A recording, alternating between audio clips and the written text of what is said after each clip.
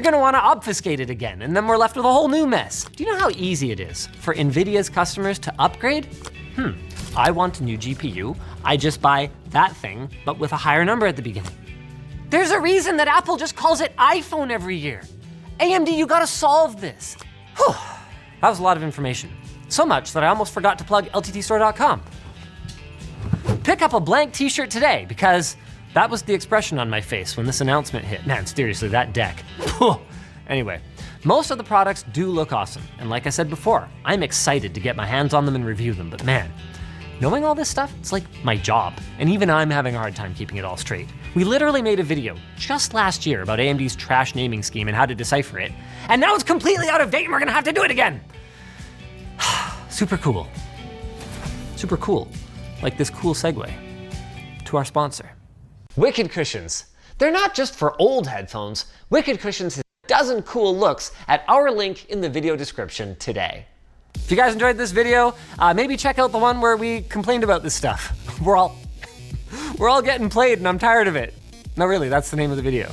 But yes, I am, and you are too.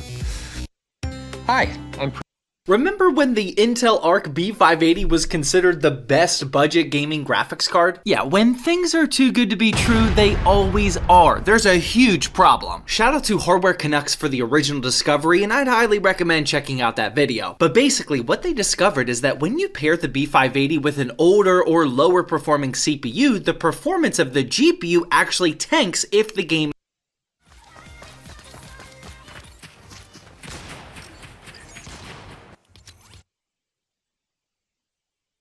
is CPU intensive. The reason why this wasn't discovered when all those positive reviews went out is because all of the reviewers paired the B580 with a 9800X3D. In some titles with the 9800X3D CPU, the B580 beats the RTX 4060 like Intel was initially claiming. But when you pair both GPUs in the exact same game but with an older CPU, the B580 gets absolutely destroyed. At first, Hardware Canucks reported this issue with the Intel i5 9600K, but then Hardware Unboxed released a follow-up video showing this happening with CPUs even as good as the Ryzen 5 5600. There was actually a title where even the 7600 caused a slight dip in the 1% lows. That is not at all good news because the B580 was arguably made for those more budget to affordable CPUs.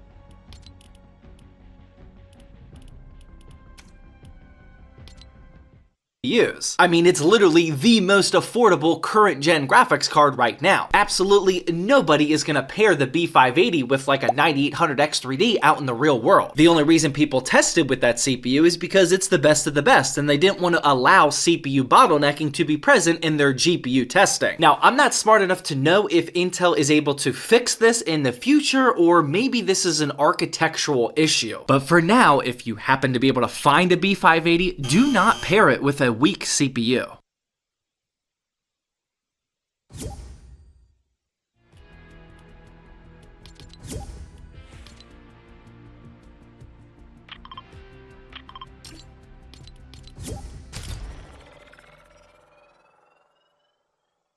A 1,000 contestants were so excited that they made it to the show, they stormed the $5 million pyramid cash pile. Security couldn't stop everyone. This summer, I was player 892 on the Amazon Prime TV show Beast Games, and here's 10 wild things that happened on set that Mr. Beast himself didn't want you to see. Starting in at number 10, a guy actually proposed to his girlfriend in episode 1. So basically what happens is, before we even start the competition, Jimmy brings out $1 million in bags, dumps it out on the stage and says, if anybody's willing to self-eliminate, you can split the $1 million evenly. Now, a lot of people ended up taking that bribe. They got the $1 million. And when Jimmy walks over to start interviewing all the contestants that self-eliminated to ask why they did it, one guy in particular asked for the microphone, ends up walking over to a particular pillar, gets down on one knee, and ends up popping the question to his girlfriend who happened to be in the competition as well. They become engaged and we all cheer like absolute crazy. I really thought that was gonna make the final cut, but for whatever reason,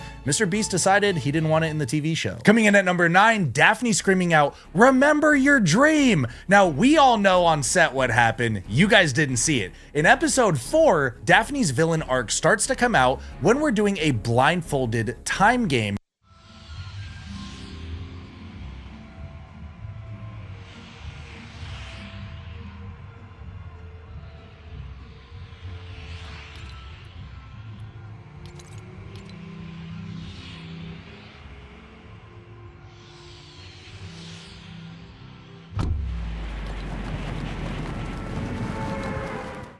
Where we have to drop a red ball before 10 minutes is up, and the closest people to 10 minutes get a ticket to go to Beast Island. Now, Daphne couldn't keep track of the time in her head, so instead she decided she wanted to sabotage other players. She starts screaming out 52, 46, 14, 8.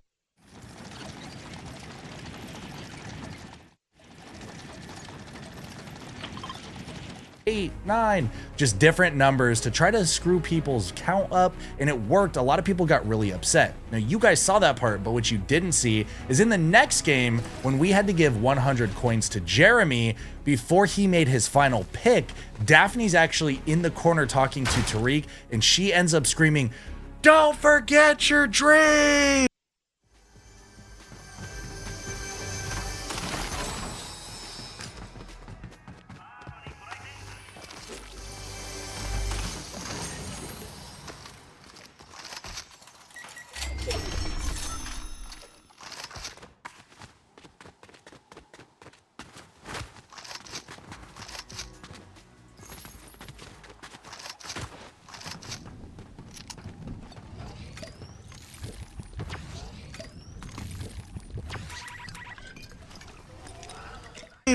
Don't forget your dream, which was like the funniest thing. We thought it was going to be a meme. They ended up editing it out of the show. And for context, what happened is Jeremy actually talks to Daphne at the Beast Cafe during the daytime before we were even filming.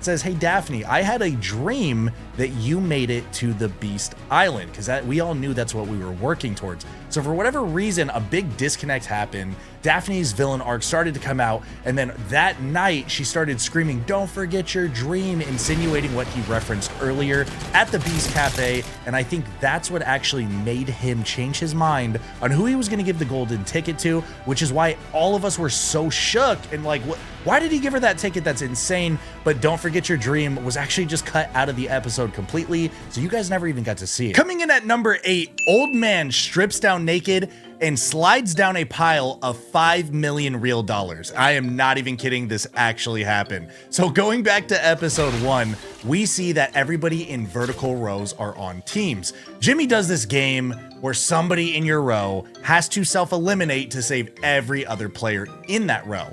Now, the interesting part is in the very furthest over row, there's an older gentleman who is in the game. He decides to do something very selfless. He presses the button, he eliminates himself, and he saves every single person in that row. That's what you guys saw. But what you didn't see is when it was all said and done, this man really took off his jersey, took off his pants, took off everything except for his tighty whities, went woo, and was swinging his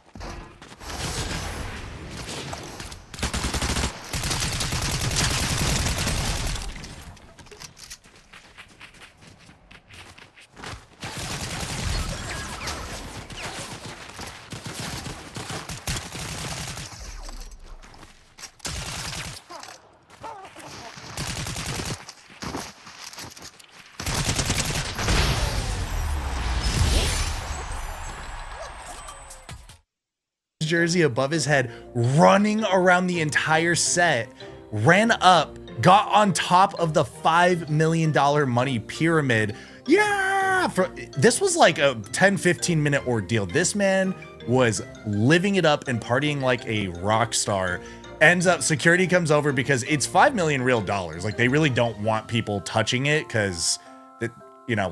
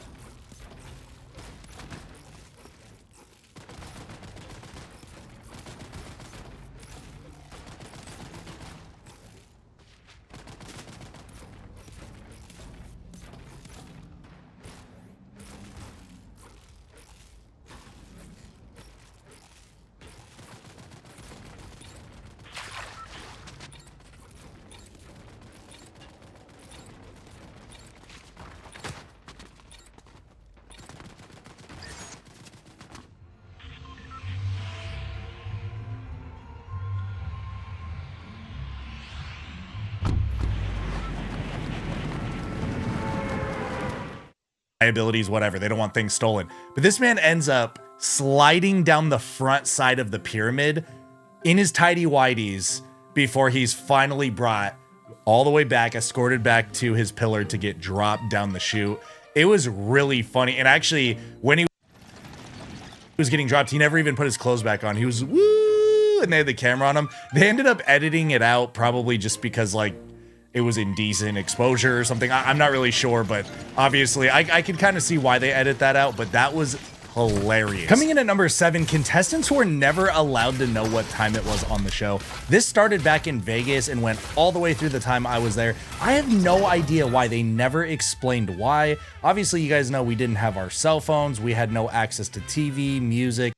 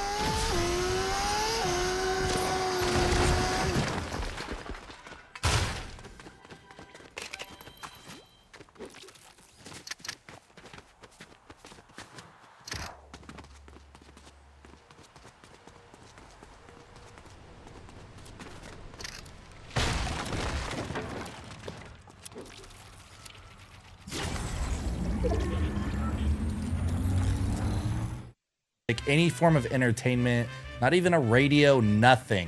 But the weirdest part is that they never told us what time it is.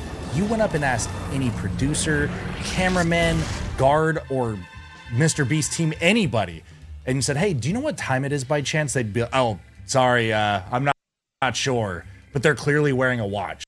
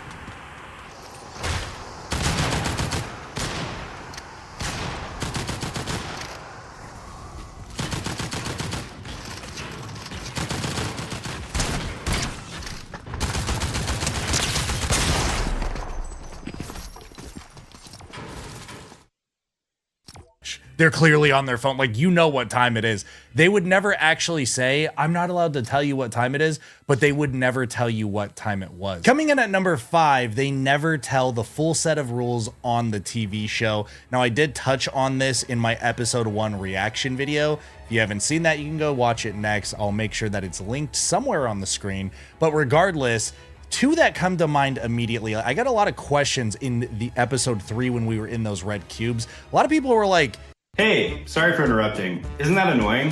What if I told you there was a way to get rid of ads like this forever?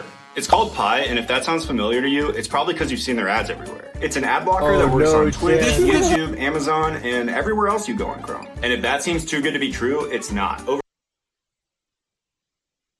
1,000 contestants were so excited that they made it to the show, they stormed the $5 million pyramid cash pile. Security couldn't stop everyone. This wild things that she wanted to sabotage other players' numbers to try to screw what you did is got.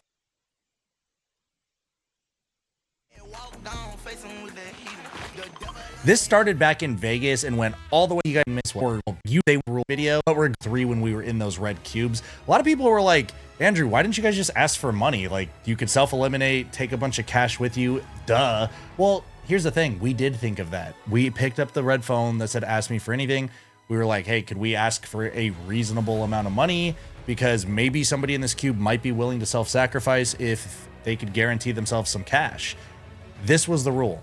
Anything you can get anything you ask for. I mean, people asked for a horse, people had a hot tub, tattoo artist, literally whatever you want.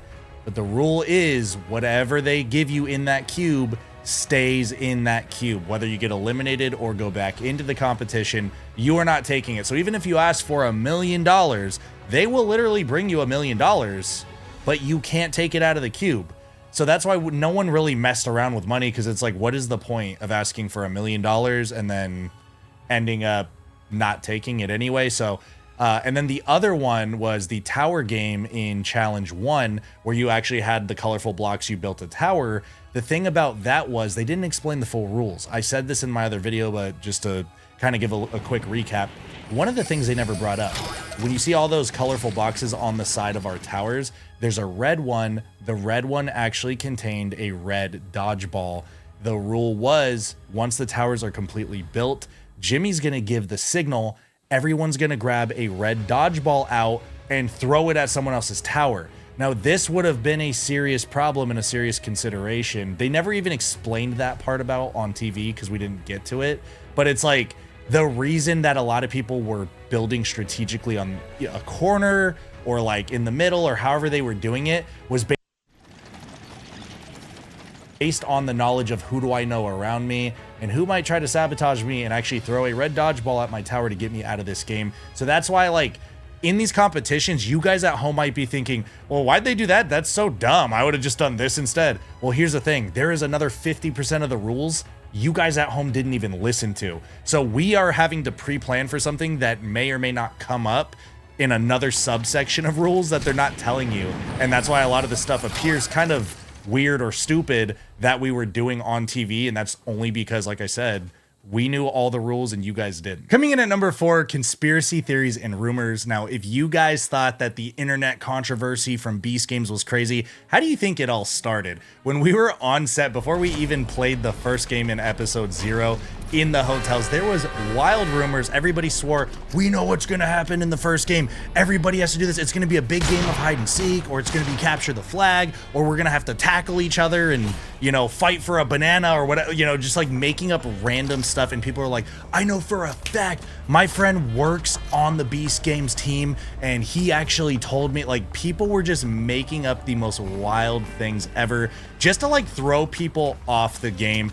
There's not a lot of context or backstory, and they didn't show a lot of what was being said while we were on set during the episodes and in between the games. So you guys at home are like, whoa, what is going on and why is it so chaotic and crazy? But us contestants know there was a lot of crazy things happening, but conspiracy theories and rumors was absolutely at the forefront of all of them. It was a major play and a major theme that happened throughout the entirety of every single episode I was on. Coming in at number 3, we had a giant nightclub dance party in Beast City. Now, I told you guys already we weren't allowed to have our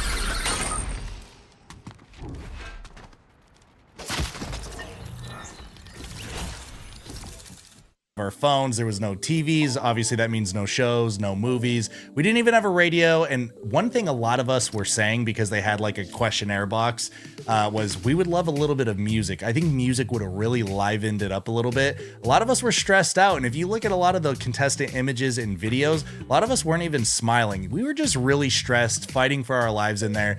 And the Beast team knew we needed a break. So they gave everybody a day off. Check this out. I'm going to show you how I afforded this car. Okay, you ready? All right, 118.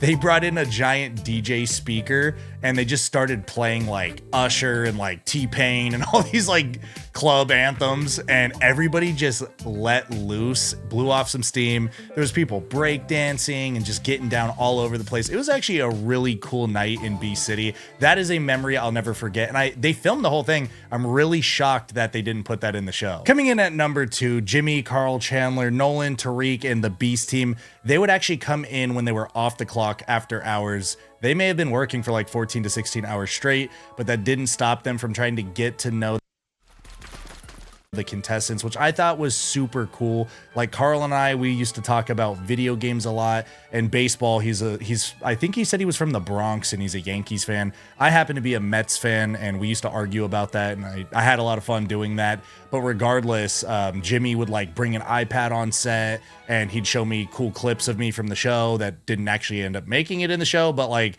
it was just a cool experience. And like he actually found out that I had a tech YouTube channel, so he brought the camera operator over, and they were like showing me all the tech and the gear, and it was really awesome. Like they would eat dinner with us, we would play like camp games like Never Have I Ever, or just like funny stuff like that. So it was a really awesome experience. Nonetheless, none of that is going to be in the TV show, but I definitely appreciated their efforts and the fact that they were just willing to do that. Now, coming in at number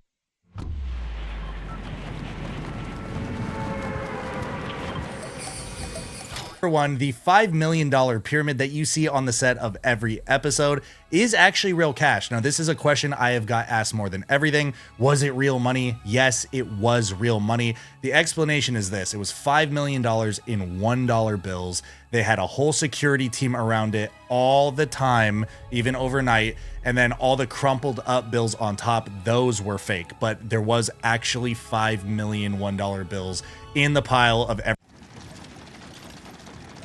single episode.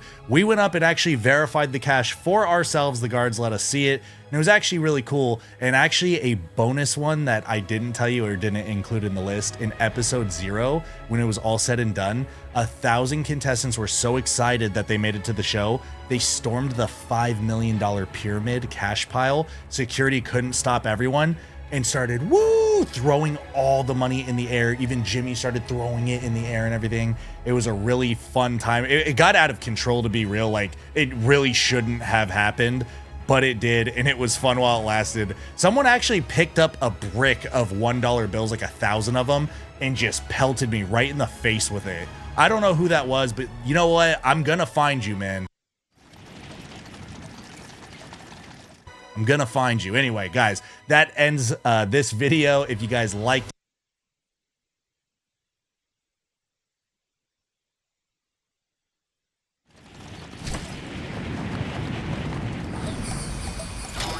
this summer, I did something a little bit unusual. I took a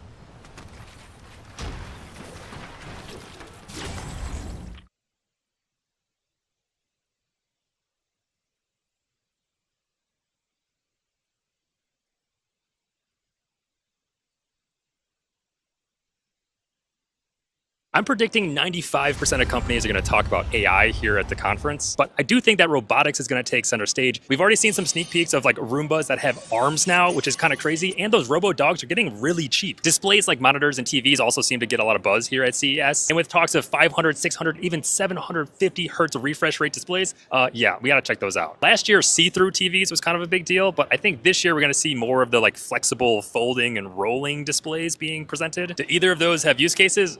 I don't really know. There's bound to be some like crazy car concepts that also have, like, you can play Fortnite on every single one of your car windows. And while it's usually not super center stage at CES, I am excited about this year's gaming tech. We've got upcoming 5000 series RTX announcements as well as RDNA 4 from AMD. So that should all be pretty cool. So follow along if you want to see me check out.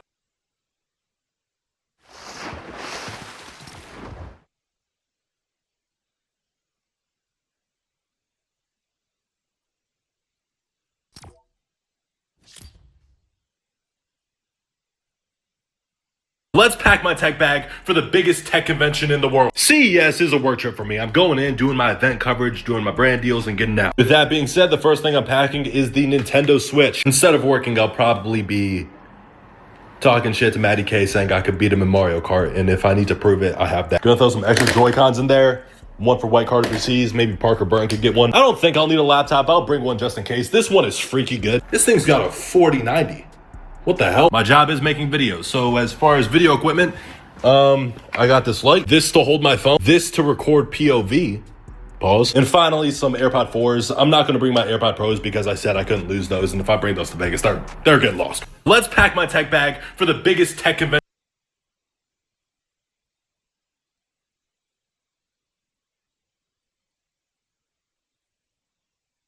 As a business owner that sells dozens of gaming PCs every single month, customer support is obviously a top priority. Now on ZTTBuilds.com, we're only selling 5, about to be 6 different builds along with our monthly drop builds. And as our business grows and we sell more of those PCs, that obviously equates to more customer support emails. But Valve also just released the Steam customer support numbers. Oh my god. For us, we only do like 1, maybe 2 refunds a month, and then we directly talk to maybe 15 to 20 customers for various different things. Steam, though, is apparently processing over 200,000 refund requests every single day. And what's crazy is that if you do file a refund, which I've done for several games, it's almost instantly. It's a great system. Steam also logged 4,000 help tickets for game-related issues in one day, almost 25,000 security and account recovery requests, and over 10,000 purchase and billing.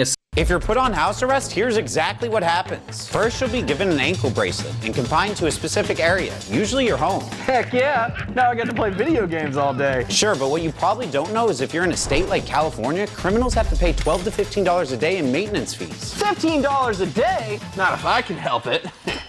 Go. Whoa, be careful. If you break your ankle bracelet, you'll have to pay for a replacement. But it's so itchy. I know. I'll let the battery die out and then I'll take it off. If you let the battery die, an arrest warrant could be issued, and then the cops will come and find you. The same is true if you leave your house. So you're saying I can't do this? I'm in. I'm in. What the? Criminal 243 just left his house arrest zone. Let's go. Don't do that. Oh, come on, Mike. Why? Because if you step outside the specific zone around your house without permission, you could be sent to jail and face new charges. Mike, you worry too much. Ah! If you're put on house arrest,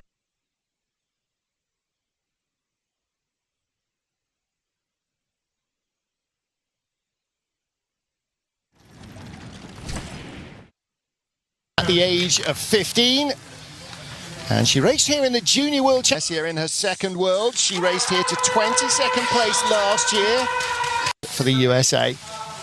Well, what started as a slightly snowy morning has become a little bit of a foggy afternoon. Winterberg, otherwise known as Rainiberg, stroke the Dutch Alps. No skiing at the moment because of the COVID crisis. Let's hope that there is no snow either. Getting race 5 for the BMW IBSF Women's World Championships was over, but she managed to borrow a helmet, go back and commence her World Championship campaign at the end of the first heats.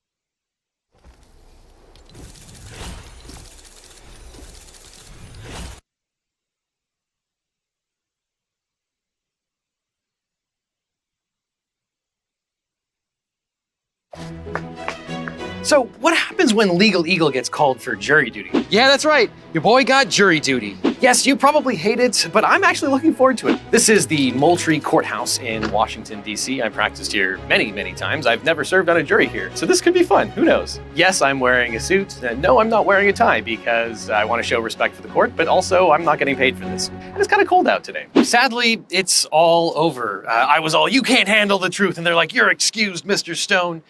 No, actually, I went into the jury lounge, and then after waiting for about, 15 or 20 minutes, they said there were no more trials to call for jury service today. So sadly, I will not need to be called for 2 more years, which I'm sad about. I was really hoping to, be on the other side.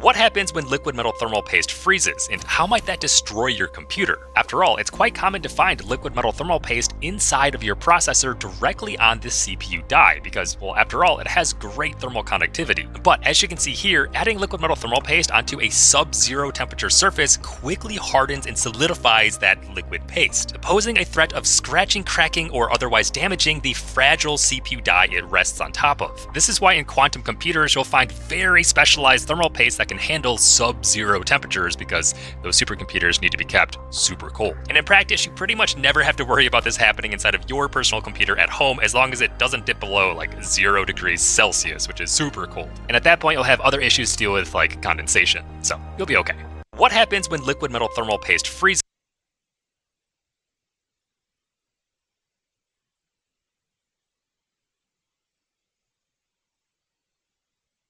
Wow, these stairs are really bad. They could definitely use some cleaning up.